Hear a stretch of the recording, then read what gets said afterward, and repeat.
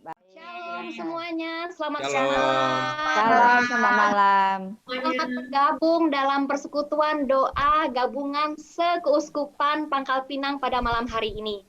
Malam hari ini punya tema yang menarik dalam bulan Maria ini, yaitu temanya devosi kepada Bunda Maria, praktek kesucian atau idolatri.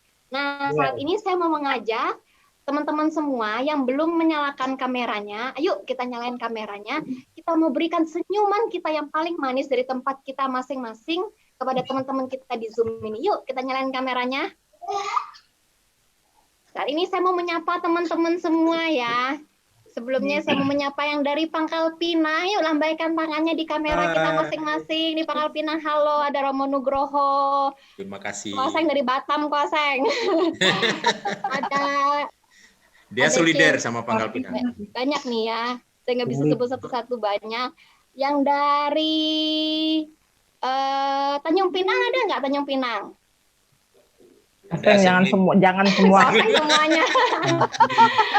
Yang dari Batam lambaikan tangannya.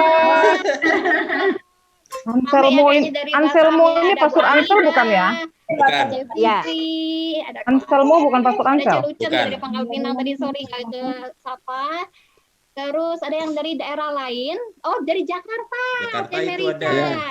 Iya. Halo, ada yang dari daerah lain? Yuk lambaikan tangannya, kita semua lambaikan tangannya ke kamera kita masing-masing yuk. Lambaikan tangan kan Semua. Selamat malam untuk Romo Nugroho, apa kabarnya Romo? Selamat malam, kabar baik. Masih Mong selamat. Toto ya Romo, mau Din Mong Toto juga. ya udah mau hadir pada malam hari ini untuk membawakan firman untuk kita semua dalam PD Gabungan Sekeuskupan Pangkal Pinang pada malam hari ini. Mari saat ini kita mau siapkan hati kita dengan sungguh-sungguh. Kita berikan waktu kita yang paling terbaik. Sebentar lagi kita akan memuji dan menyembah Tuhan. Kita singkirkan segala penghalang ataupun godaan-godaan yang bisa mengganggu kita untuk memuji dan menyembah Tuhan pada malam hari ini. Kita boleh berdiri, kita boleh melompat untuk tinggikan, agungkan Dia. Kita juga siapkan hati kita untuk menerima pewartaan firman Tuhan. Dan saya yakin dan percaya, setiap kita yang sungguh-sungguh datang kepadanya, kita akan mengalami berkat Tuhan yang luar biasa. Amin. Amin. Mari saat ini kita mengawali persekutuan doa pada malam hari ini dengan hati yang penuh dengan syukur dan dengan gembira. Lewat puji-pujian dari tempat kita masing-masing. Yohanes 15:11 berkata, semuanya ini kukatakan kepadamu, supaya sukacitaku ada di dalam kamu dan sukacitamu menjadi penuh. Amin. Silakan untuk tim pujian. Shalom, selamat malam. Kita mau izin untuk buka masker ya. Yang di rumah tetap harus jaga prokes ya. Maklum kita masih di tengah pandemi.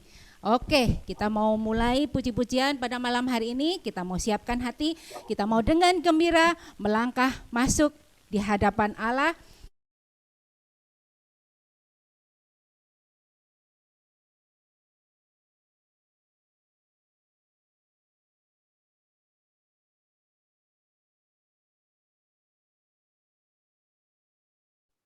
Wan ke mute.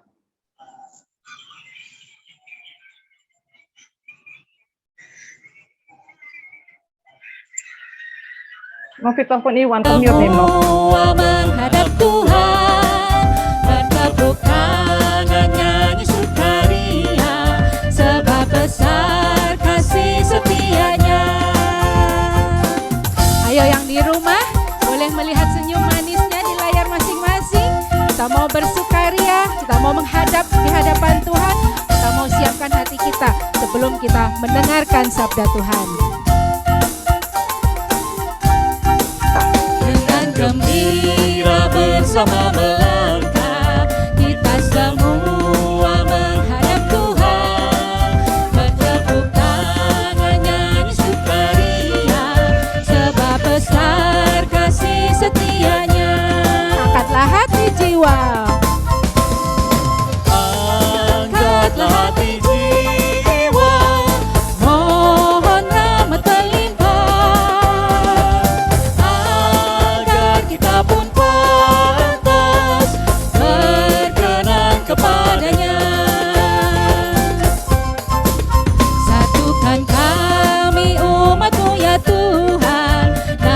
Kristus jadi satu warga, hingga kami sehati dan sejiwa memuliakan nama-Mu Tuhan. Hey. Ayo yang di rumah boleh lihat tangannya, bertepuk di hadapan kamera Zoom masing-masing. Jangan lupa bagikan senyum manis kepada teman-teman yang sudah bertemu di dalam Zoom kita pada malam hari ini. Gembira bersama melangkah, kita semua menghadap Tuhan, bertepuk tangan nyanyi sukaria, sebab besar kasih setianya.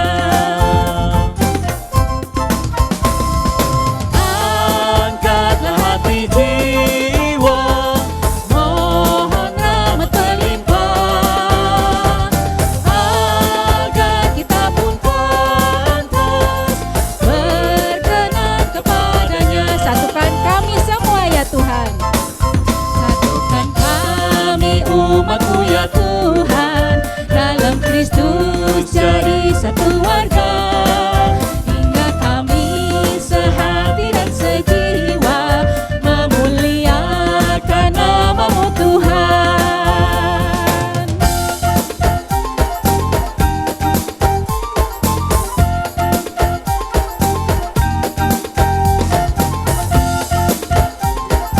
Sukacita sudah terlihat dari muka kita masing-masing. Boleh kita beri aplaus kemuliaan untuk Tuhan. Mari kita mau siapkan hati kita mau masuk lebih dalam lagi. Kita mau buka dengan tanda kemenangan Kristus. Dalam nama Bapa, Putra dan Roh Kudus. Amin. Allah Bapa, Allah Putra, Allah Roh Kudus. Terima kasih Tuhan, satu hari lagi Kau tambahkan di dalam hidup kami, di mana hari ini kami dapat melihat karya-Mu di dalam hidup kami begitu luar biasa. Jika Tuhan, kami boleh menikmati satu hari baru di dalam hidup kami, itu bukan karena kuat gagah kami Tuhan, tetapi karena Engkau begitu mencintai kami Tuhan. Engkau begitu menyayangi setiap kami Tuhan. Dimulai dari pagi hari, kami dapat bangun pagi, kami dapat menggerakkan seluruh anggota tubuh kami dapat menyapa anggota keluarga kami semua itu syukuri Tuhan, karena Engkau sungguh menyayangi dan mencintai kami. Ya Tuhan, jika kami boleh dapat melakukan tugas, kewajiban, dan tanggung jawab kami dari pagi sampai dengan sore hari, kami mengucap syukur Tuhan bahwa di sore hari ini kita boleh berkumpul walaupun dari rumah kita masing-masing. Kita berkumpul di dalam persekutuan doa malam hari ini melalui teknologi Zoom yang Kau sediakan bagi kami. Terima kasih Tuhan, karena Engkau juga menghadirkan Romo Nugroho dari Bangka Tuhan, untuk hadir di tengah-tengah kami, untuk membagikan firman, pengajaran, dan juga kesaksian mengenai devosi kami kepada Bunda Maria. Ya Tuhan, kami mau siapkan hati kami. Kami ingin mengangkat pujian syukur kami kepadamu Tuhan. Kami selalu ingat bahwa Engkau adalah Bapa yang begitu luar biasa, yang selalu ada beserta kami semua. Di dalam setiap detik, setiap waktu, Engkau selalu memperhatikan kami. Mari sama-sama katakan, Kau Bapa yang baik, selalu besertaku,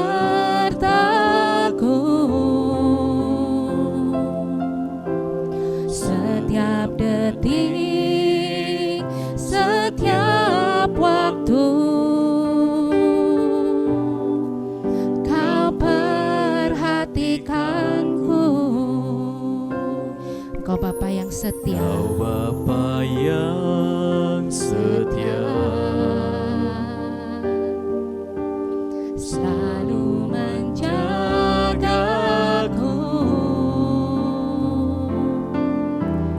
Kau angkatku bila ku jatuh.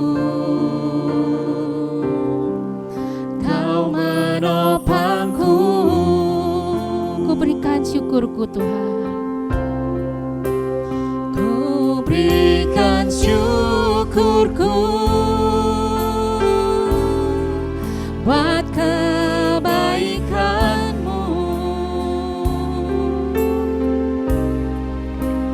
Ku berikan syukurku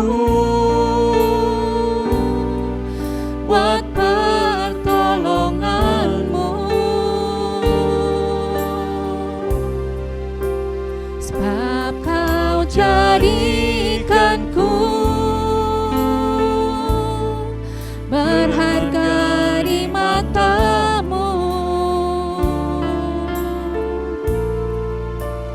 Kau Bapa yang baik, Ku mengasihi-Mu. Mari kita pejamkan mata kita mau tundukkan kepala kita mau lihat kembali kebaikan Tuhan di dalam diri kita. Tuhan yang sudah menciptakan kita, melahirkan kita di tengah-tengah keluarga kita. Tuhan yang sudah membentuk kita dari sejak kita kecil sampai dengan saat ini. Perjalanan hidup yang kita lalui sepanjang hidup mungkin tidak selalu mulus, tapi kita percaya bahwa Tuhan selalu berada di dalam setiap hidup kita, baik saat senang maupun saat duka.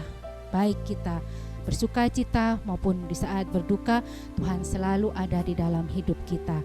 Mari kita mau ungkapkan syukur kita di tempat kita masing-masing kepada Tuhan, karena Tuhan kita yang sungguh luar biasa, Tuhan yang sudah membuat kita bisa berdiri dengan di atas kedua kaki kita saat ini, terutama di tengah pandemi. Tuhan masih memberi kita kesempatan untuk berkarya di dalam hidup kita. Mari kita angkat pujian syukur kita. Engkau Bapa-Ku yang baik, Engkau selalu ada besertaku selalu. Kau Bapa yang baik, selalu besertaku setiap detik, setiap waktu. Kau selalu memperhatikan kami semua. setiap waktu. Kau perhatikanku, Kau Bapa-Ku yang setia, Bapa yang setia,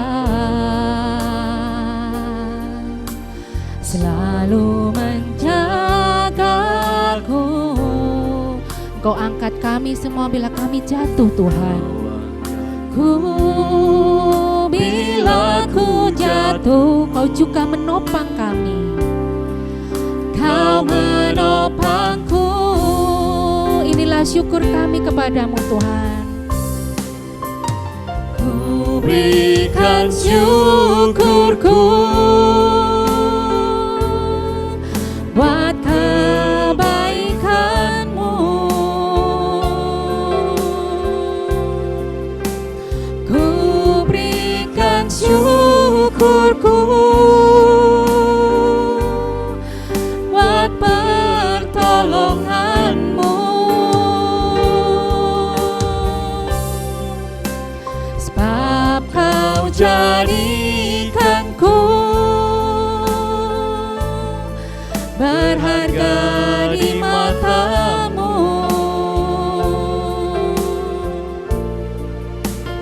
Kau Bapa yang baik,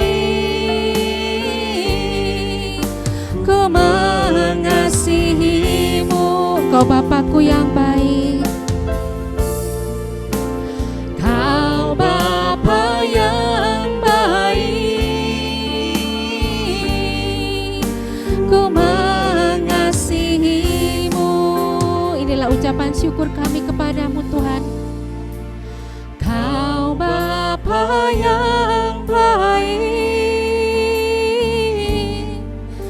Ku mengasihi-Mu. Terima kasih Tuhan.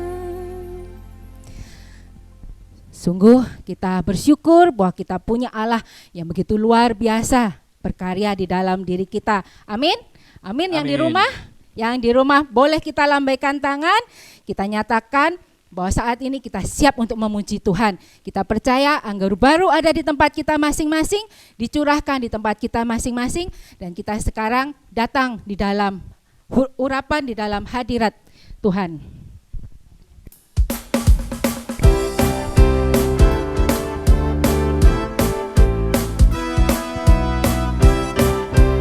Ayo yang di rumah boleh bertepuk tangan, boleh kita angkat tangan. Roh Kudus tercurah di tempat ini, urapannya yang ajaib memulihkan umatnya.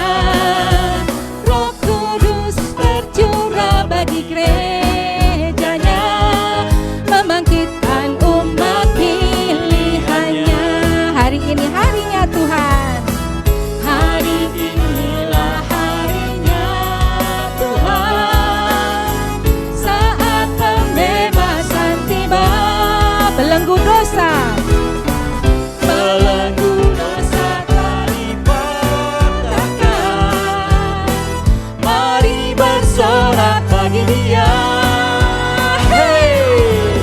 Anggur baru tercurah, penuhi umatnya dengan sukacita.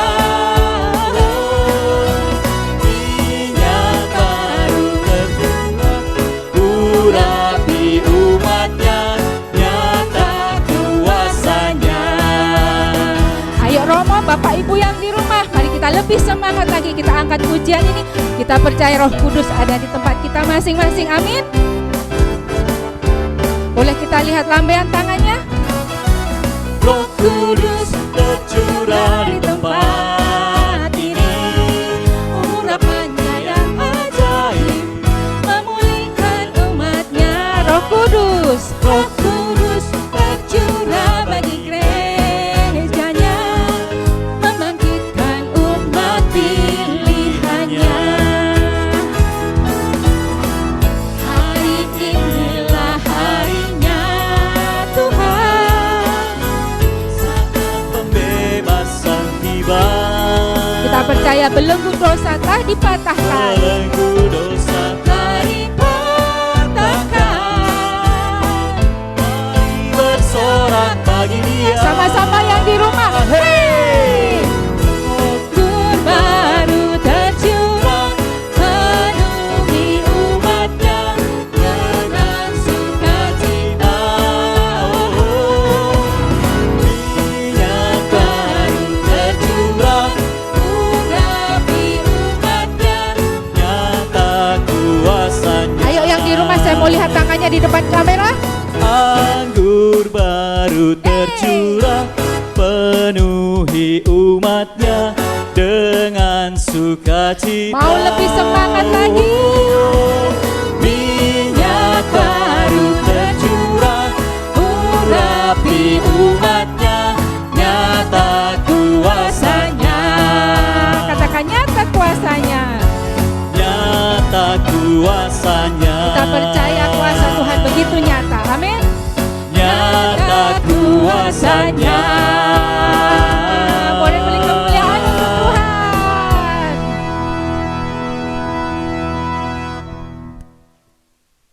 Wow, luar biasa aura sukacita tim pujian. Walaupun kita terpisah oleh jarak, bisa tetap kita rasakan ya. Anggur baru telah tercurah, penuhi umatnya dengan penuh sukacita. Yang tadi merasakan sukacita lewat puji-pujian, tadi boleh lambaikan tangannya di depan kamera. Mari saat ini kita mau tenangkan hati kita. Kita mau siapkan hati kita untuk memuji, menyembah Tuhan dengan segenap hati dan kekuatan kita. Karena hanya Dialah yang layak untuk kita puji dan kita sembah.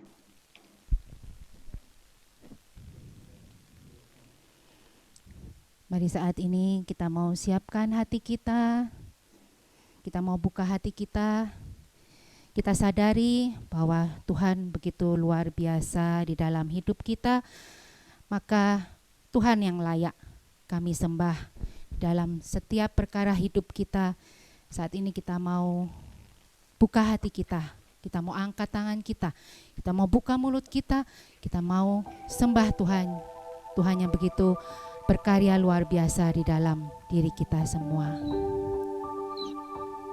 Alam semesta melukiskan kebesaran Tuhan.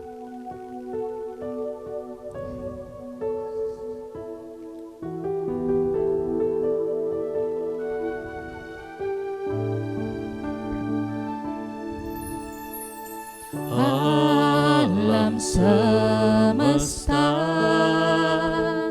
melukiskan kebesaran Tuhan.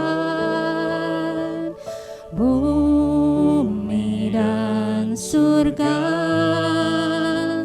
menyanyikan kemuliaan namamu. Hosana, Hosana. Engkau yang layak kami puji. Layak dipuji, disembah. Kaulah yang bertata dulu, sekarang, dan selamanya. Raja atas segala raja, namamu besar termulia.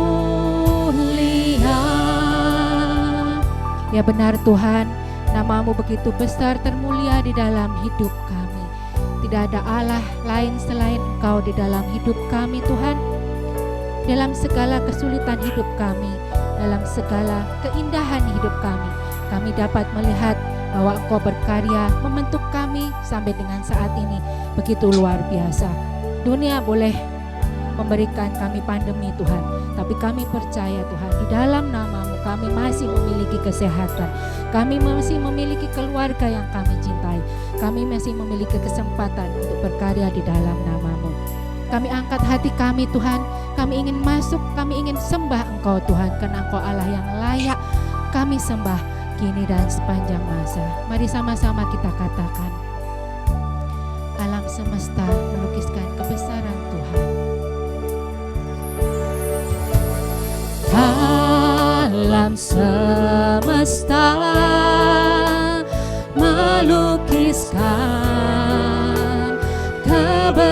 kebesaran Tuhan.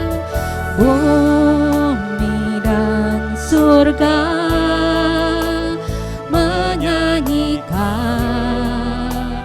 kemuliaan namamu. Katakan, Hosana, Hosana. Layak dipuji, disembah. Kaulah yang bertata dulu, sekarang, dan selamanya. Raja atas segala raja, namamu besar termulia. Engkau Allah yang layak kami puji. Layak dipuji, disembah.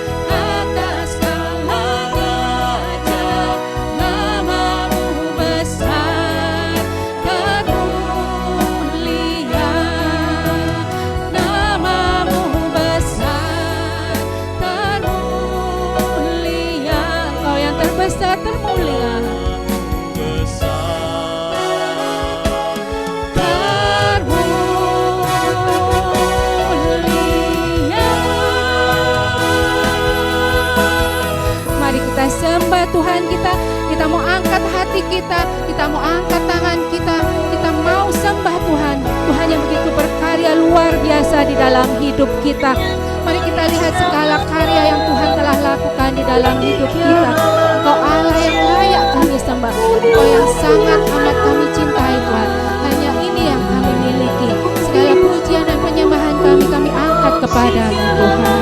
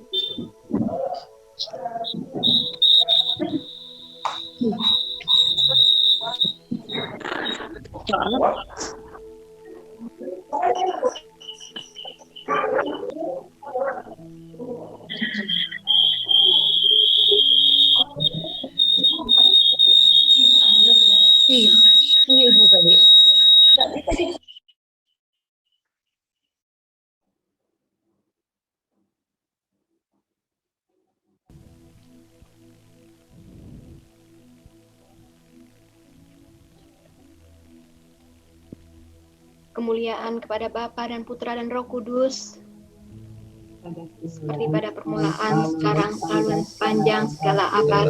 Amin. Bapa, saat ini berfirmanlah, kami siap untuk mendengarkan. Kami persilakan untuk Romo Nugroho memberikan sharing firman pada malam hari ini. Boleh bagikan tepuk tangannya untuk Romo Nugroho. Terima kasih. Shalom semuanya. Shalom Romo. Shalom. Apa kabar? Masih bersemangat ya? Masih. Nanti kalau misalnya entah ada problem dengan koneksi, tolong diingatkan melalui chatting di ini aja ya, di Zoom, karena handphone saya gunakan untuk memperkuat video. Soalnya kalau menggunakan kamera di laptop itu seringkali tiba-tiba gelap gitu ya. Oke, Mo.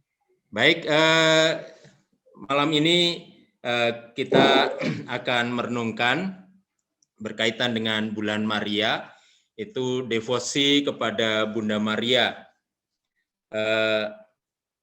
Memang dari gereja-gereja lain ataupun dari umat beriman lain menanyakan kenapa sih Maria itu dipuji-puji, Maria itu bahkan bukan disembah, tetapi kita lakukan devosi kepada Bunda Maria. Sekarang pertanyaannya, devosi kepada Bunda Maria itu merupakan praktek kesucian atau merupakan idolatri?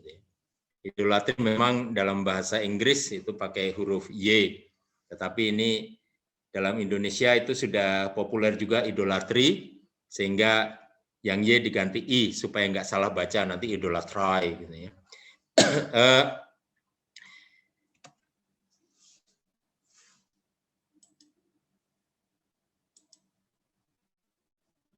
Jadi kita akan mulai dengan merenungkan kitab Yesaya bab 7 ayat 14 ya. Sesungguhnya seorang perempuan muda mengandung dan akan melahirkan seorang anak laki-laki, dan ia akan menamakan dia Immanuel. Dalam sejarah kitab suci, itu kita bisa menjumpai beberapa perempuan yang dipilih oleh Allah untuk mengandung dan melahirkan orang-orang pilihan Allah. Misalnya Sarah itu mengandung dan melahirkan Ishak. Lalu Elizabeth mengandung dan melahirkan Yohanes. Tetapi dalam perjalanan itu kita melihat bahwa mereka tidak memenuhi kriteria dari ramalan Yesaya ini. Yang sangat memenuhi ramalan Yesaya itu adalah Maria. Kenapa? Karena Sarah itu mengandung waktu usianya sudah tua. Lagi pula Abraham dan Sarah itu ada sebelum kelahiran Yesaya, sehingga mereka tidak bisa digolongkan dalam ramalan Yesaya ini. Elizabeth mengandung juga sudah usia tua, sehingga dalam segi usia, karena di situ catat seorang perempuan muda, ini tidak memenuhi kriteria dari ramalan Yesaya. Maria itu bahkan diberitahu masih bertunangan dengan Yosef, jadi belum menikah. Dan dari situ kita bisa menyimpulkan usianya masih muda.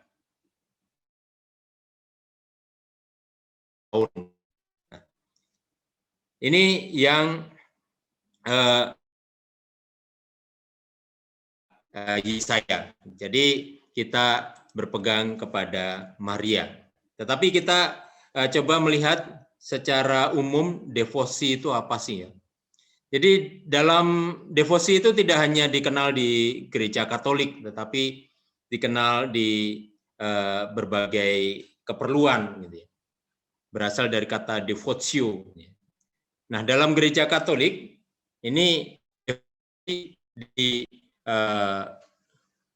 beri makna sebagai kebiasaan, sebagai ritual, dan praktek penyembahan kepada Tuhan, atau penghormatan kepada orang-orang kudus. Jadi ada dua istilah, ya, ada dua perbedaan.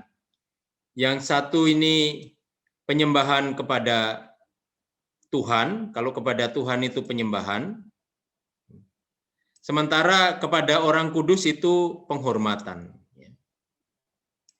Jadi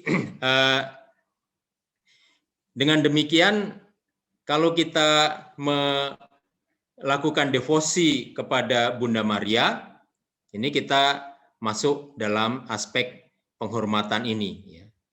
Sementara kalau kita melakukan devosi terhadap kerahiman ilahi, devosi terhadap sakramen Maha Kudus, devosi terhadap hati kudus Yesus, yaitu kita masuk dalam penyembahan, karena ini berkaitan langsung dengan Tuhan, berkaitan dengan langsung dengan Yesus sendiri.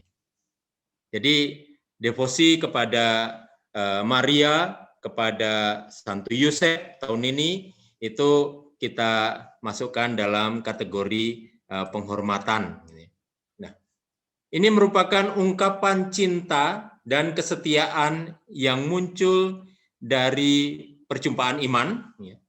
Kita dari sesama orang beriman punya refleksi perjumpaan iman. Lalu ada budaya, Jadi ada tradisi di sana. Kita tahu devosi-devosi itu muncul dari budaya tertentu dan dari Injil Yesus Kristus. Jadi ada perjumpaan iman tidak dilakukan seorang diri, tetapi dilakukan dalam komunitas. Terus ada tradisi yang dikembangkan, entah itu tradisi mengunjungi tempat tertentu, entah itu tradisi melakukan ritus tertentu, dan dalam hal ini di bulan Rosario ini kita melakukan tradisi ritus Rosario dan dipadukan dengan Injil Yesus. Pesan kitab suci itu bisa dimaknai sehingga tidak bisa lepas dari tiga ini ya. Kalau kita hanya bersumber pada Injil, yang muncul adalah sharing Injil. Tapi kalau kita hanya mengacu kepada budaya, yang muncul adalah hanya kebiasaan suatu tempat. Kalau hanya perjumpaan iman, ya bisa saja dengan misa gitu ya. Sehingga kita mencoba melihat kekhususan ini ya. Nah, kita menghormati Maria dan Lumen Gentium itu memberikan kata-kata yang bagus tentang Maria. Adapun Bapa yang penuh belas kasihan menghendaki supaya penjelmaan sabda didahului oleh persetujuan dari pihak Dia yang telah ditetapkan menjadi bundanya. Dengan demikian, seperti dahulu wanita mendatangkan maut, sekarang pun wanitalah yang mendatangkan kehidupan. Nah, di sini Lumen Gentium mencoba membandingkan antara Hawa dan tentang Hawa ini kita bisa lihat nanti di kitab Kejadian bab 3 ayat 1 sampai dengan 24, itu kisah ketika Hawa memetik buah karena bujukan ular dan mengajak Adam untuk ikut makan. Sementara Lukas bab 1 ayat 26 sampai 38 ini berkisah tentang percakapan malaikat Gabriel dengan Maria. Percakapan yang intens, percakapan yang menimbulkan diskusi, dan akhirnya berpuncak kepada ungkapan Maria, ya. Hamba Tuhan, terjadilah padaku menurut perkataanmu. Nah, itu di sini oleh Lumen Gentium ditekankan sebagai persetujuan dari pihak Dia. Ya. Jadi di sini ada unsur persetujuan dari Maria yang diajak untuk berbicara oleh malaikat Gabriel. Sebelum Maria menyatakan persetujuannya, itu malaikat Gabriel masih terus sampai Maria mengatakan, aku ini hamba Tuhan, terjadilah padaku menurut perkataanmu itu. Maka malaikat Gabriel segera meninggalkan Maria.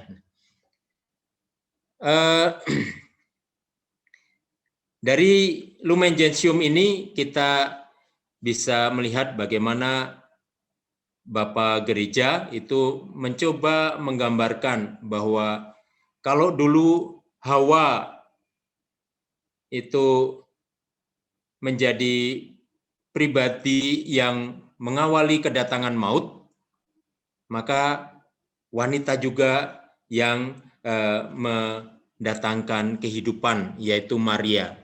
Ada keseimbangan, ya, ada keseimbangan antara wanita yang pertama dengan wanita yang berikutnya. Jadi gereja tidak mau menyalahkan salah satu pihak, tetapi gereja mau melihat bahwa karena kelalaian satu orang, maka Allah membuat rencana terhadap manusia. Di sini kita melihat betapa istimewanya manusia di hadapan Tuhan, gitu ya. Ciptaan-ciptaan lain tidak begitu mendapat perhatian khusus, tetapi untuk manusia Tuhan bahkan merencanakan keselamatan. Di dalam relasi itu kita bisa melihat Injil Yohanes bab 2 ayat 1, ini peristiwa perkawinan di Kana, itu mempertegas posisi Maria sebagai Bunda Allah. Tetapi kalau kita hanya melihat dari perkawinan di Kana, kita akan bingung apa hubungannya Maria dengan Bunda Allah. Dia kan bundanya Yesus Kristus, itu diungkapkan oleh bid'ah-bid'ah pada abad awal-awal gereja. Salah satunya adalah Nestorius. Nestorius itu mengungkapkan dari Nestorianisme, itu mengungkapkan bahwa Maria itu bukan Bunda Allah, Bunda Kristus. Jadi bukan Theotokos, tetapi hanya Theokristos. Tetapi kita harus mengaitkan juga dengan ayat-ayat yang lain. Kalau kita hanya melihat satu ayat, ya kita nggak akan paham apa-apa gitu ya. Kalau kita mengaitkan dengan ayat yang lain, kita bisa menangkap korelasinya, ya. Yaitu di Yohanes 1 ayat 29 sampai dengan 30. Yohanes 1 ayat 29 sampai dengan 30 ini peristiwa pembaptisan Yesus, di mana Yohanes Pembaptis itu mengatakan, lihatlah anak domba Allah. Jadi putra Allah yang datang. Jadi Yohanes sendiri menegaskan siapa Yesus ketika dia datang minta dibaptis. Nah, dari situ, dari ungkapan Yohanes Pembaptis ini, kita bisa melihat bahwa Maria tidak hanya menjadi Bunda Yesus, tetapi Maria juga Bunda Allah. Berdasarkan pemahaman ini, maka kita umat Katolik, bukan penyembahannya, memberikan penghormatan khusus kepada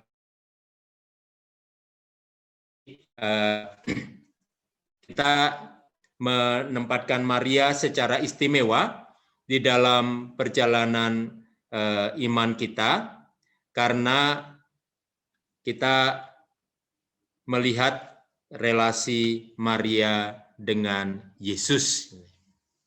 Nah, sekarang itu menjadi praktek kesucian atau menjadi kesucian. Devosi kepada Maria menjadi praktek kesucian.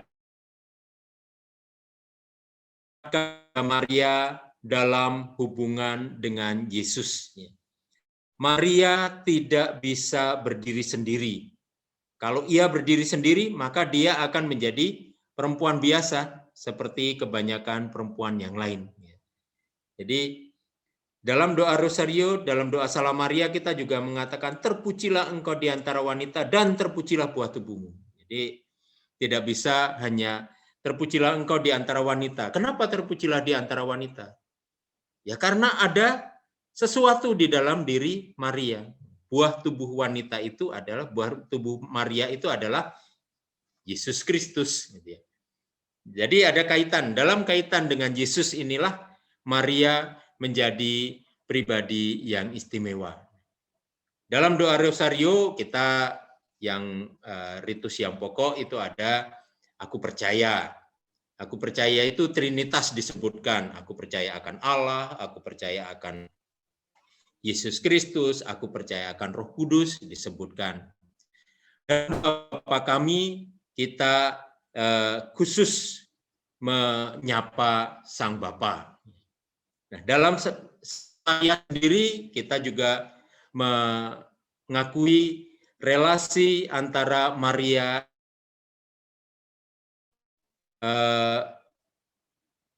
di bait awal doa Salam Maria,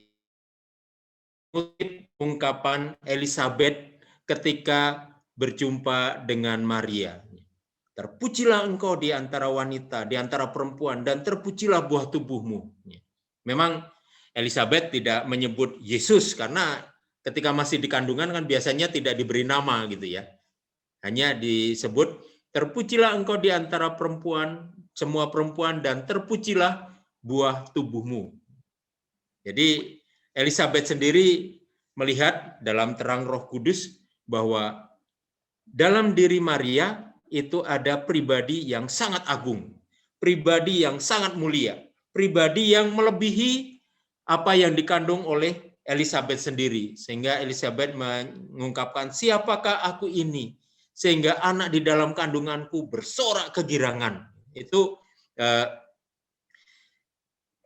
kegembiraan yang diungkapkan oleh Elizabeth dan ungkapan spontan, terpujilah perempuan dan terpujilah buah tubuhmu.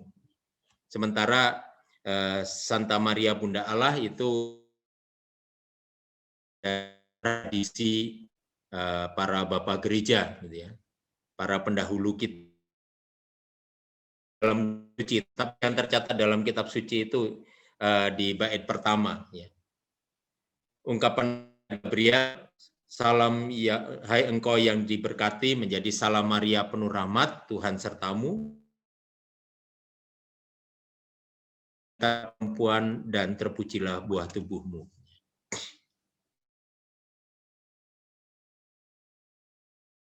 Apa praktek kesucian? Jadi kita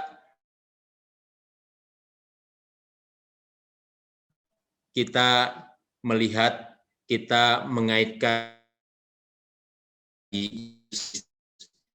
Jadi dalam penjelasan kepada orang lain, kalau ditanya kenapa sih kamu memuji-muji Maria, kenapa kamu ada doa rosario khusus untuk menyembah Maria? Bukan, kita tidak menyembah Maria, ya. Kita dalam doa rosario itu justru lebih banyak menyebut nama Tuhan daripada menyebut nama Maria.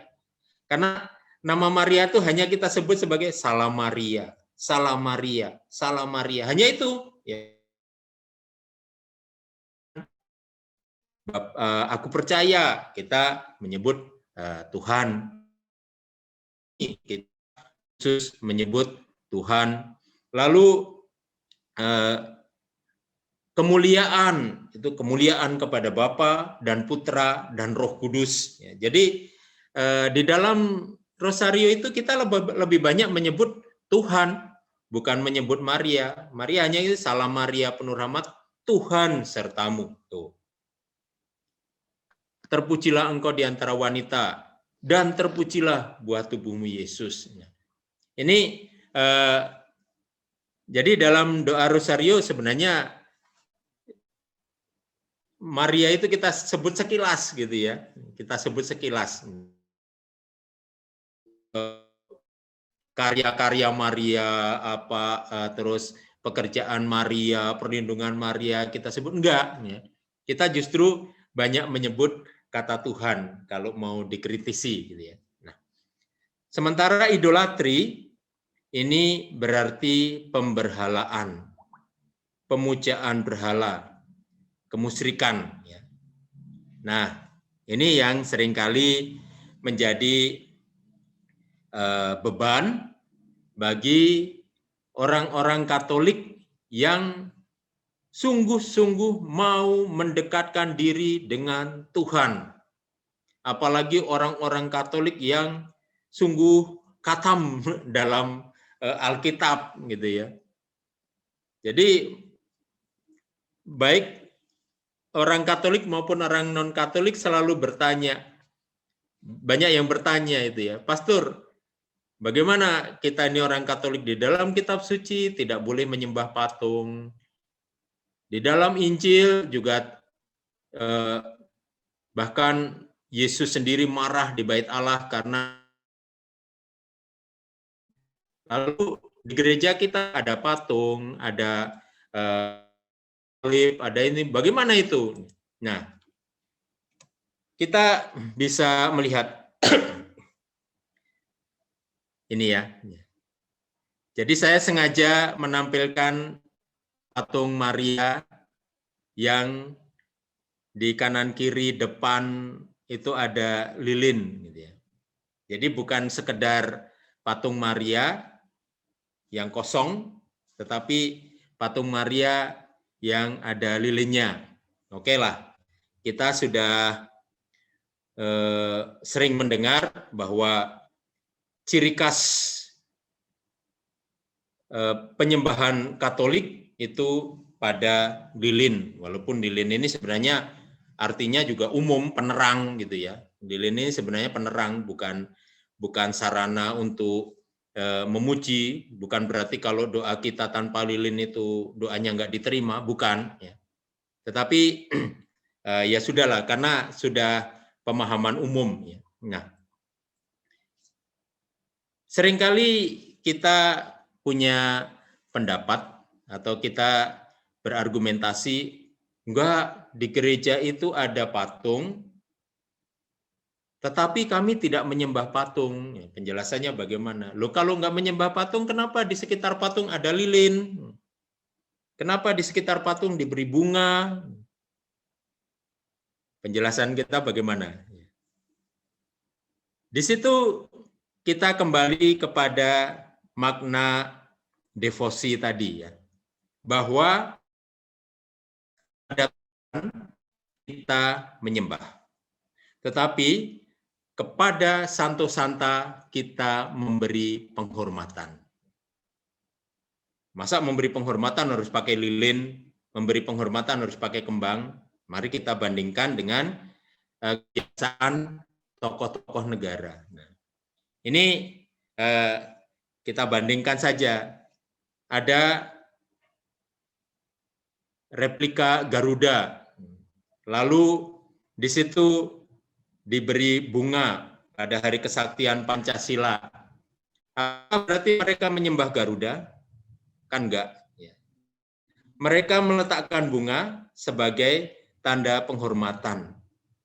Apakah yang dihormati itu? Yang dihormati adalah peristiwa di balik lambangan Garuda tersebut.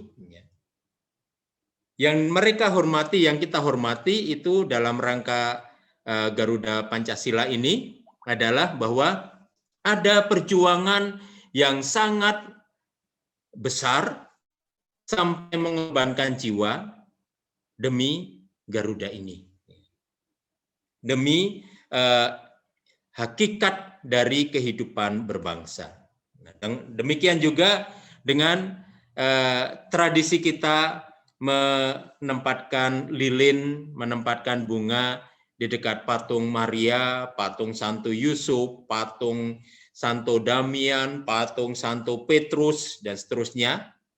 Itu kita meletakkan bunga karena kita menghormati tokoh-tokoh tersebut. Yang kita hormati bukan patungnya, tetapi yang kita hormati adalah peristiwa di balik pribadi tersebut. Kalau kita menghormati Maria, kita menghormati karena Maria bersedia menjadi tangan kanan Tuhan dalam persiapan karya penyelamatannya. Kita menghormati Santo Yusuf karena Santo Yusuf mau mendampingi Maria dalam melaksanakan karya penyelamatan Allah. Kita menghormati Santo Petrus karena Santo Petrus mau mewartakan kabar gembira Injil demi perkembangan kabar gembira itu. Bahkan Santo Petrus juga mati sebagai martir. Kita menghormati Santo Damian karena memang di dalam pengalamannya bersatu dengan orang-orang kusta, tidak melarikan diri dari mereka. Jadi kita bukan menghormati patungnya, memang kita mungkin setelah meletakkan lalu tunduk di depan patung, tetapi bukan menghormati patungnya, tetapi menghormati kesediaan mereka atas rencana Tuhan. Itu yang perlu kita perhatikan. Sama dengan ini, ya. Mereka menghormati peristiwa di baliknya, tidak menghormati sesuatu yang tampak. Lalu kalau kita jatuh kepada penghormatan yang tampak ini, maka ya kita akan jatuh dalam idolatri, gitu ya. Nah, kapan kita akan jatuh dalam idolatri? Misalnya mungkin pernah mengalami itu ya, patung yang dibeli sudah ditempatkan di tempat yang bagus gitu ya, tersenggol, pecah. Lalu reaksinya gimana?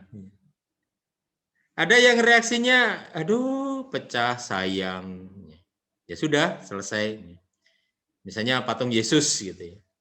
Patung Yesus baru dibeli, tersenggol, anak-anak main nggak bener, bola kasti dilempar sembarangan, kena patung Yesus, jatuh, pecah. Ada yang reaksinya anaknya dipukul. Dipukul karena apa? Karena sudah memecahkan patung Yesus. Lalu kalau yang pecah patung yang lain bagaimana? Ya nggak apa-apa, ini karena patung Yesus. Pokoknya anak ini harus diberi pelajaran. Nah, itu akhirnya jatuh kepada idolatri. Kenapa? Karena dia menganggap patung Yesus itulah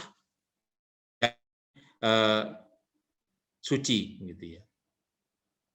Tetapi kalau misalnya dia main bola lalu ternyata menyenggol patung Yesus, lalu jatuh, pecah, anak ini dihukum. Kenapa dihukum? Untuk memberi pelajaran jangan main bola sembarangan. Nah, itu lain persepsinya, gitu ya. Jadi arahnya bukan ke patung Yesusnya, arahnya ke pemberian pelajaran kepada anak. Supaya kalau memang permainannya membahayakan ruangan, ya pilihlah tempat yang lain, gitu ya. Lalu patung Maria jatuh, pecah, nangis terus selama seminggu nggak makan, nggak minum. Ketika ditanya oleh suaminya, ayolah makan, enggak, saya sedih karena Bunda Maria hancur. Nah, itu berarti kita jatuh kepada idolatri. Jatuh kepada pemberhalaan patung Maria. Beda halnya kalau kita nangis karena kita menyesal, Anda menyesal, bahwa patung tersebut baru dibeli 2 hari yang lalu. Harganya ya untuk ukuran Anda sangat mahal. Mahal murah itu relatif ya. Ada yang 200 juta itu saku, tapi ada yang 50.000 itu juga harus nabung selama 3 bulan. Jadi mahal atau murah relatif. Nah, baru dibeli kemarin, sekarang sudah pecah. Maka ada perasaan, aduh saya rugi, uang saya hilang.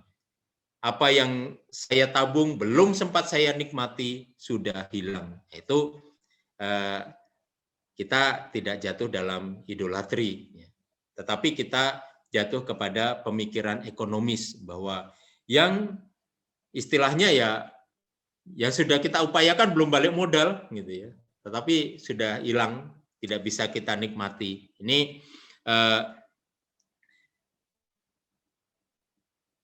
cara-cara kita untuk menilai apakah kita dalam devosi itu jatuh kepada idolatri atau praktek kesucian.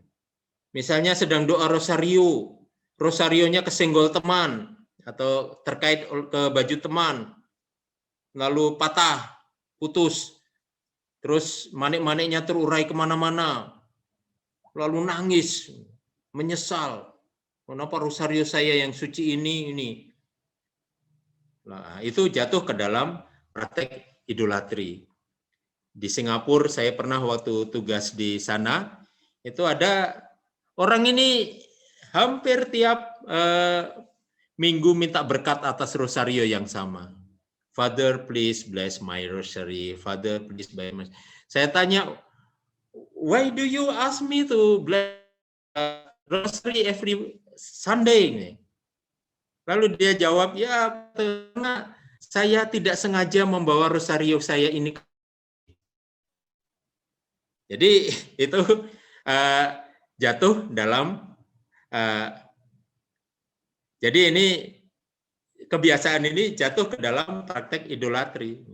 Membawa rosario ke toilet, minta berkat. Membawa rosario ke toilet, minta berkat. Nanti membawa rosario ke bar, minta berkat.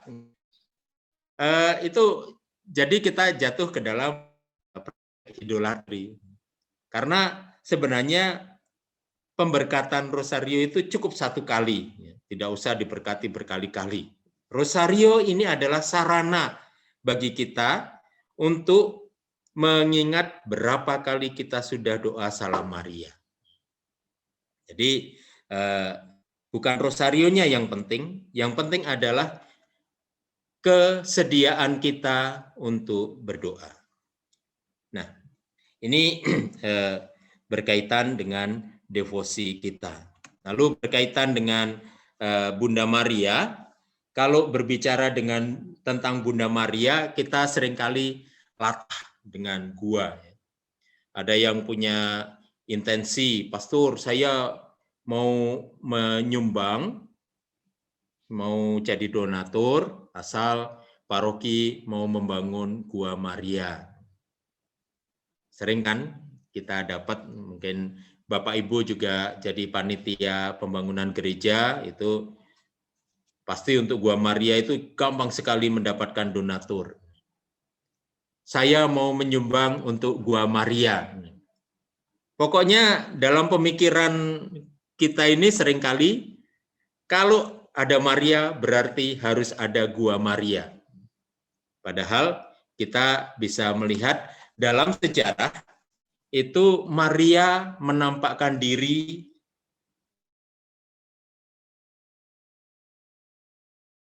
Lourdes. Hanya terjadi di Lourdes. Ketika Maria menampakkan diri kepada Bernadette Soubirous. Itu terjadi pada tahun 1858. Jadi kalau berdasarkan penampakan, ya kita melihat bahwa Maria menampakkan diri di gua itu hanya di Lourdes. Tempat lain di Fatima, Portugal, itu bukan di gua. Ini Maria tahun 1917 itu menampakkan diri kepada Lucia, Francisco, Jacinta, itu di padang gembalaan, bukan di dalam gua. Sehingga kalau kita ke Fatima, itu jangan harap kita menemukan Gua Maria, enggak ada. Jadi di lapangan seperti ini, karena Maria menampakkan diri bahkan di beberapa tempat, bukan hanya di satu tempat, di mana Lucia, Jacinta, Francisco itu sedang bermain-main menggembalakan domba, ya di sana Maria berkenan menampakkan diri. Lalu kita lihat lagi di Guadalupe, Meksiko, ini lebih tua ini ya. Tahun 5 menampakkan diri kepada Juan Diego. Dia seorang Indian. Dan Maria menampakkan diri juga bukan di gua. Bahkan ini digambarkan Maria menampakkan diri di ladang kaktus di Meksiko. Waktu itu Meksiko dikuasai oleh orang Spanyol, Rodriguez, dan Juan Diego ini baru saja dibaptis. Nama Indianya tuh susah, Quatrilil atau siapa gitu ya. Nama Indianya susah. Kita sebut saja namanya setelah dibaptis, yaitu Juan Diego. Penampakannya bukan di dalam gua, tetapi penampakannya di ladang di padang, di mana di sana banyak pohon kaktus. Lalu penampakan paling modern itu di Medjugorje, Yugoslavia dulu, sekarang Bosnia. Itu terjadi 24 Juni 1981. Di sana Maria menampakkan diri kepada Ivanka Ivanovic dan kepada Mirjana Dragicevic. Penampakan terhadap mereka berdua juga bukan di gua, tetapi di atas bukit. Nah, sekarang lokasi penampakan itu diabadikan dengan penempatan patung Maria. Jadi tidak semua patung Maria itu harus ditempatkan di gua. Kalau kita punya patung Maria ya tidak harus ditempatkan di gua. Belum lagi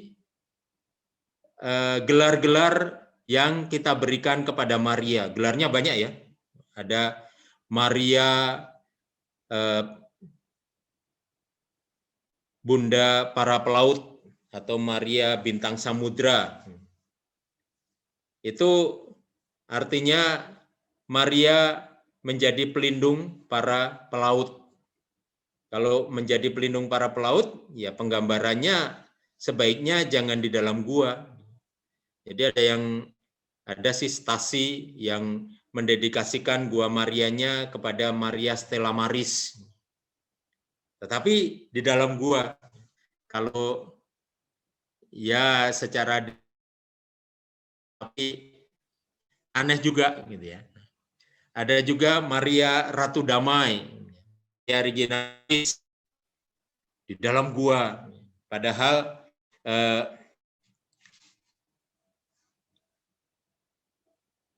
inti dari devosi Maria Ratu Damai itu adalah supaya setiap anggota siap diutus untuk mewartakan damai Kristus. Jadi Maria Ratu Damai itu juga cocoknya bukan di gua. Hanya Maria Lourdes yang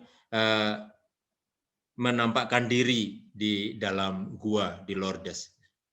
Nah, saudara-saudari yang terkasih, kita secara ringkas mencoba melihat bagaimana praktek iman kita dalam devosi.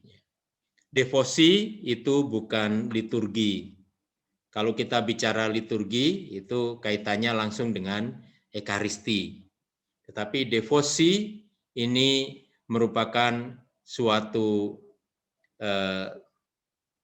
kebiasaan yang dibangun oleh umat beriman, di mana di situ ada perpaduan antara iman, budaya setempat, dan juga kabar gembira Injil.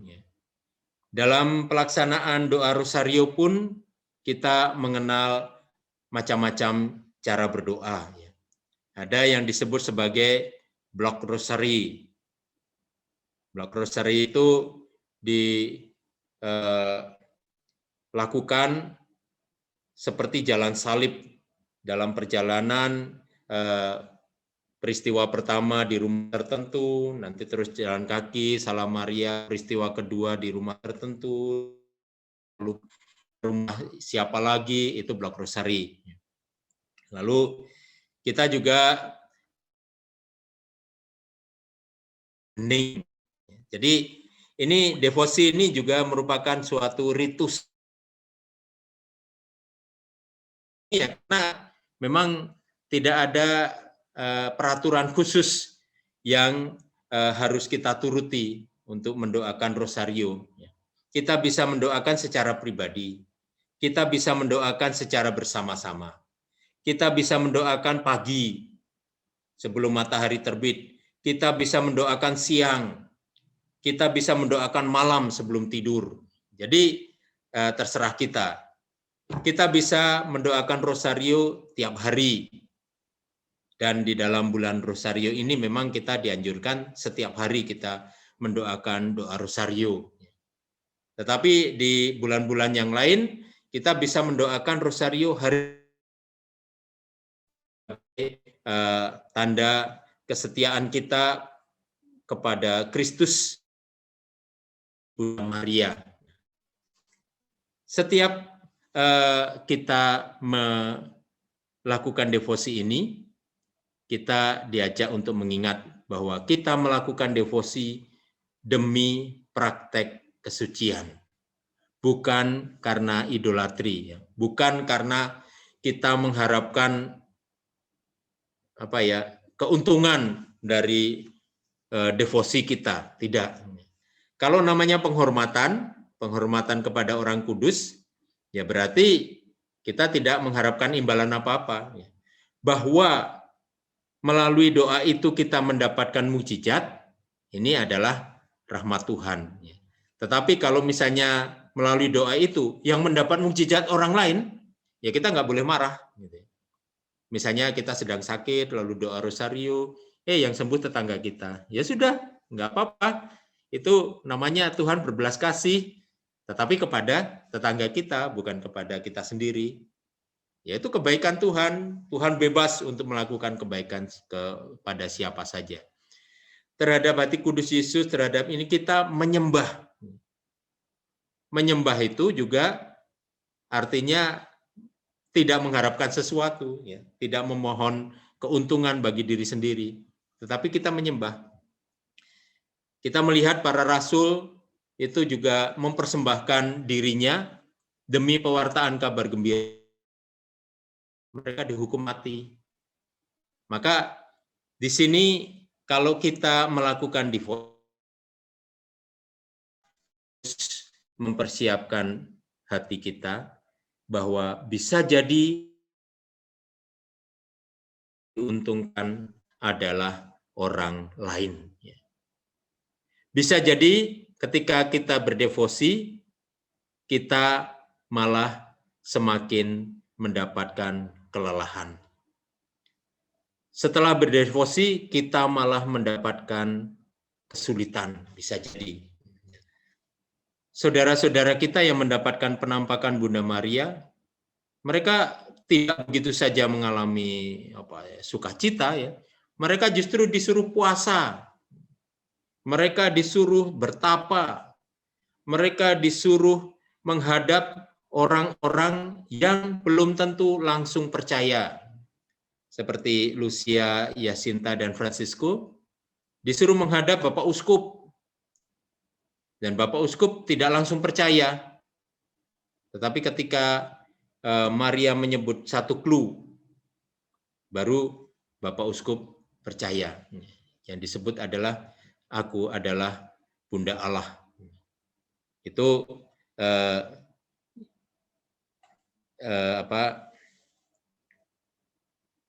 istilah Maria Bunda Allah itu belum lama disampaikan melalui ensikliknya Paus. Maka Bapak Uskup juga terkejut, waduh ini anak kecil sudah tahu bahwa Maria adalah Bunda Allah. Berarti yang mengatakan bukan, pasti dia tidak membaca Quran, karena usia segitu belum bersekolah.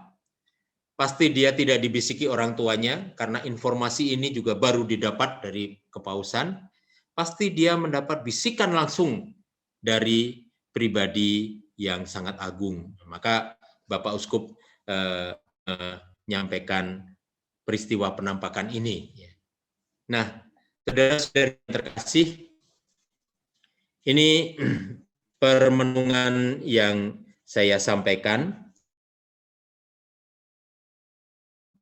Mudah-mudahan permenungan ini menambah wawasan bagi kita, ya, bahwa kita tidak menyembah patung, kita tidak menyembah rosario, kita tidak menggunakan rosario menjadi jimat, kita juga tidak menghormati patung, tetapi kita melakukan devosi kepada Maria, kepada orang-orang kudus yang lain, itu karena berkaitan dengan Yesus, berkaitan dengan Tuhan sendiri. Setiap kali kita hormatan kepada mereka, kita mengingat peran Tuhan yang luar biasa melalui mereka. Mari kita mohon kekuatan dari devosi kita agar kita bisa melakukan tindakan kesucian atas devosi kita tersebut.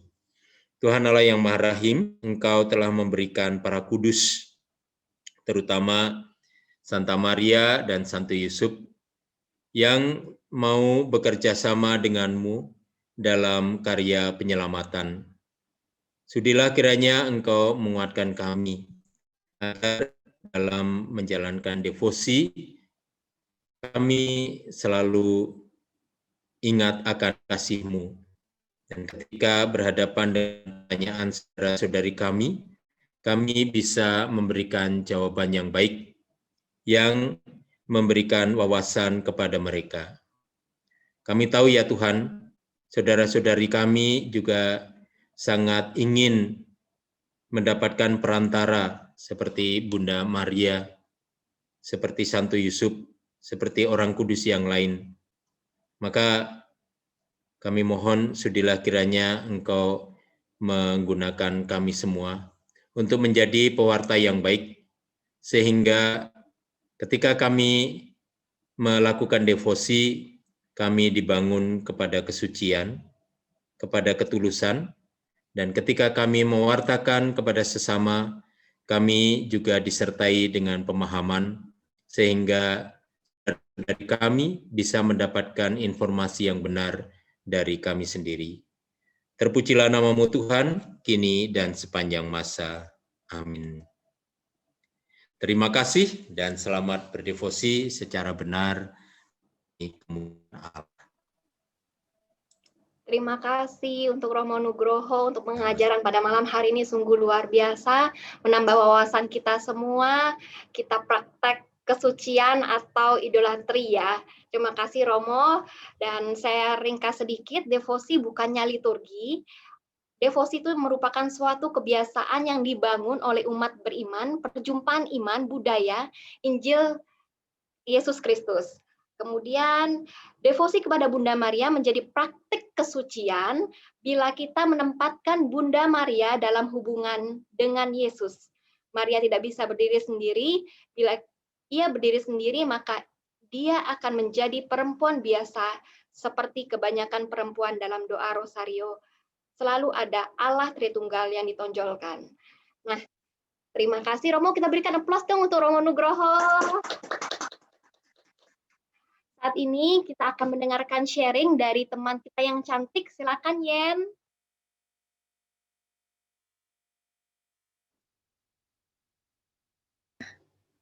Selamat malam semuanya. Malam. Saya mau sharing mengenai yang Bunda Maria ya. Karena selama ini kan saya sama suami saya itu berbeda, dia tuh Kristen dan saya tuh Katolik. Nah, selama ini saya tuh kan sering kayak doa rosario, kalau enggak doa novena. Nah, biasa kan secara Katolik itu doa novena itu misalnya setiap hari 9 hari berturut-turut dengan waktu yang sama. Nah, dia tuh mungkin di Kristen itu kan tidak sangat mengenal Bunda Maria. Nah, kalau saya doa rosario atau saya doa novena, dia tuh suka bingung kayak apa sih doa harus waktu yang sama? Apa sih doa harus berturut-turut 9 hari dengan doa yang sama gitu. Jadi kan dia dari gereja, dulu dia tuh di gereja Betani. Nah, jadi Tapi dia nggak pernah kasih tahu saya mengenai hal itu. Nah, saya tetap berdoa rosario, novena gitu. Nah, dia ke gereja Betani. Sampai waktu itu kami ikut retretnya Romo Halim yang tulang rusuk. Nah, di situ tuh Romo Yusuf Halim tuh banyak menceritakan kenapa kita tuh menghormati Bunda Maria sebagai Ibu Yesus. Nah, setelah mengikuti retret itu, ternyata dia baru kasih tahu saya, dia bilang gini, selama ini saya bingung loh sebetulnya, kenapa kalian tuh harus novena di waktu yang sama. Pokoknya maksudnya doa harus waktu yang sama. Emang Tuhan nggak dengerin kalau di waktu yang nggak sama gitu. Terus suka doa rosario. Nah, dia bilang tetapi bersyukurnya melalui retret Romo Halim itu, dia tuh langsung, oh saya tahu sekarang kenapa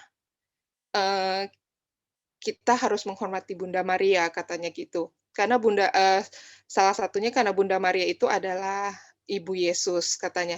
Dan sampai sekarang, kalau misalnya aku kayak ada masalah gitu, dia langsung kasih rosario ke aku, nih, rosario aja dulu. Atau kadang kayak ada pikiran atau apa gitu, dia selalu bilang, nih rosario lah dulu, dia bilang kayak gitu. Jadi dia bilang, dari sejak cerita dari Romo Halim itu membuka wawasan dia lah, setidaknya dia tahu kenapa orang Katolik itu menghormati Bunda Maria.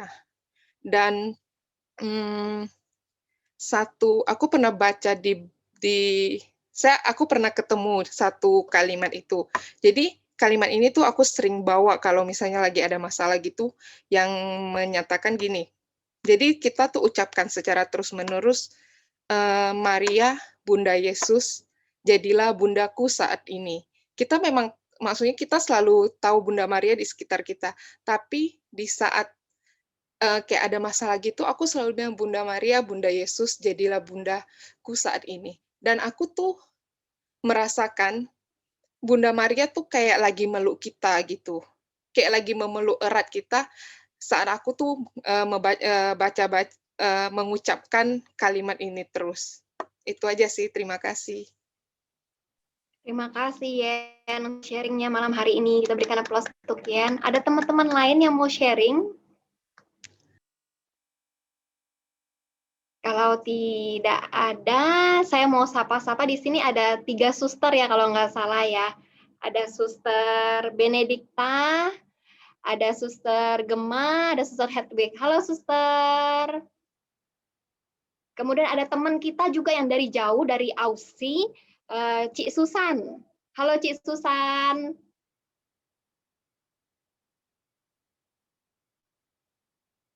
Halo. Kita juga di sini ada koordinator BPK, Ibu Suhung. Bu Suhung, ada yang mau disampaikan untuk kita semua pada malam hari ini? Halo Novi. Halo Bu. Malam Romo Nok. Ya, suster, ada Suster Hedwilda, Suster Gemma, Suster Beni. Dan juga ada yang dari Amerika juga, sosokku, Sofi. Ada juga Romo dari Venezuela, Romo Anselmus. Ya, sosokku tuh dari Chicago. Kemudian ada lagi sepupuku, yaitu Haryadi Sadli. Selamat malam. Ini adalah saudara-saudara yang ikut. Ada juga satu lagi, yaitu teman kita namanya Paula. Dari Halo Paula. Mana Paula? Cepolu mana Cepolu? Cepolu. Ya, ini yang ikut yang dari luar, dari Keuskupan Pangkal Pinang. Terima kasih sudah ikut join bersama kami.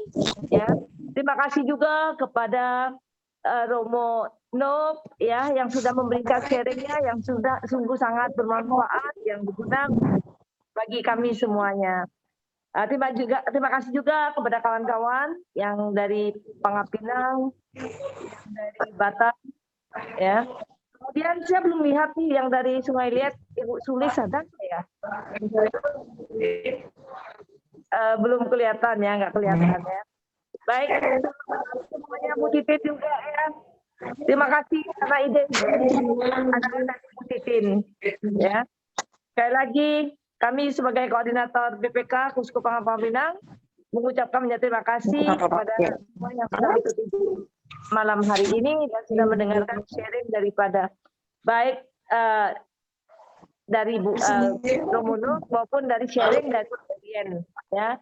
Sekali lagi terima kasih dan sampai ketemu lagi bulan depan. Terima kasih Bu Suhong. Sebelum menutup ada beberapa pengumuman. Kamis depan persekutuan doa off karena bertepatan dengan libur Lebaran. Kemudian yang kedua, mohon ditampilkan slide untuk kita follow media sosial PDPKK Santo Petrus, ada di Facebook, ada di Instagram, ada di YouTube juga. Boleh di-subscribe YouTube-nya, boleh dinyalakan bell-nya supaya video-video yang di-upload bisa mendapatkan yang terbaru. Dan follow media sosial seperti di Facebook atau di Instagram biar nggak ketinggalan kegiatan-kegiatan kami. Dan saat ini kita mau foto bersama, mohon dinyalakan kameranya bagi teman-teman yang belum menyalakan kameranya. Ayo kita foto bersama, kita berikan senyum kita yang paling termanis, kita tularkan sukacita bagi orang yang melihat foto kita. Gabung aja. Silakan host.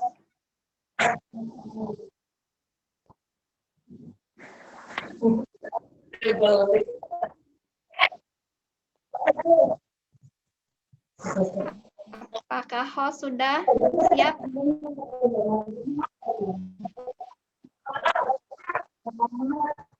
Wan, dihitung ya Wan.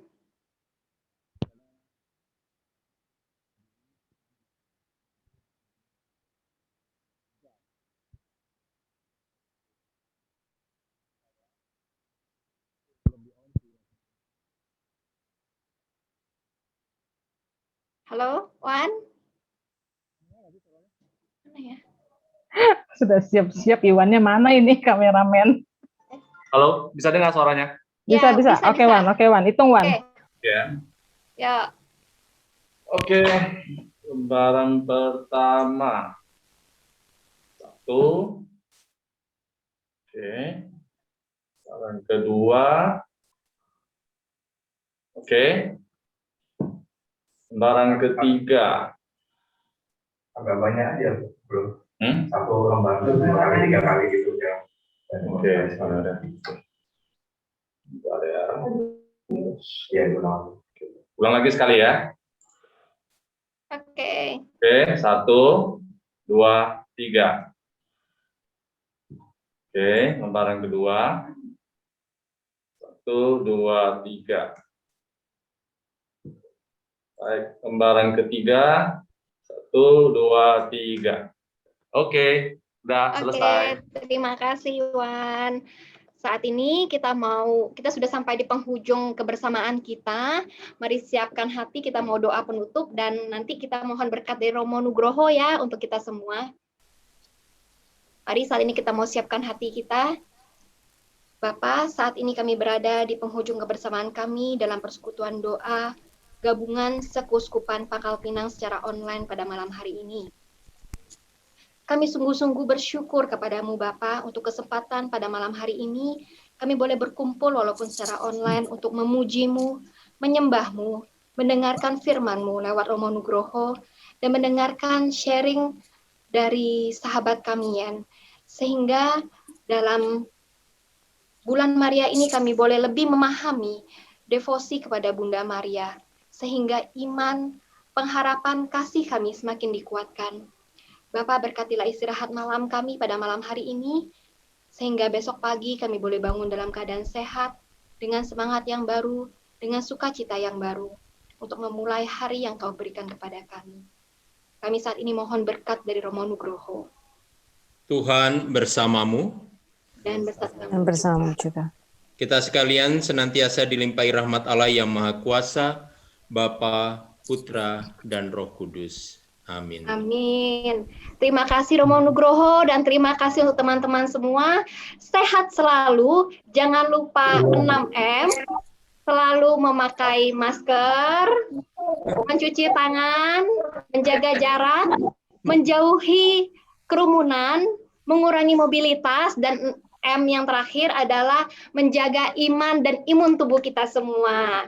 Dan sampai jumpa lagi di PD berikutnya. Tuhan memberkati kita semua. Mari saat ini sama-sama kita nyanyikan lagu penutup Ave Maria. Terima kasih teman-teman semua. Sampai jumpa lagi.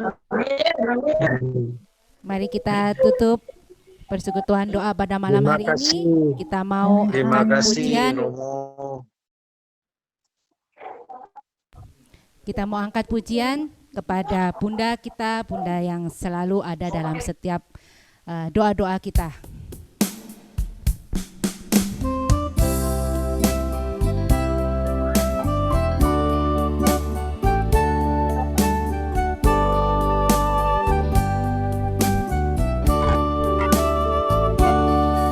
Engkau yang dipilih Allah Bapa di surga untuk melahirkan putranya yang kudus.